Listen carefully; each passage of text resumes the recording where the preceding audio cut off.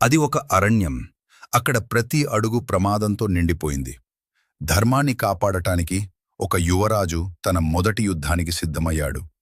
ఆ అడవిలో ఒక భయంకరమైన శక్తి దాగి ఉంది. ఆమె పేరు తాటక.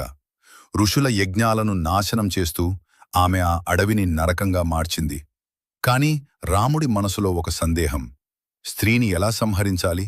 అప్పుడు గురువు చెప్పిన మాట, ధర్మానికి విరుద్ధంగా ఉన్నవారు ఎవరైనా శిక్షకు అర్హులే. అప్పుడు ప్రారంభమైంది ధర్మం వర్సెస్ అధర్మం యుద్ధం. తాటక తన భయంకర రూపంతో దాడి చేసింది.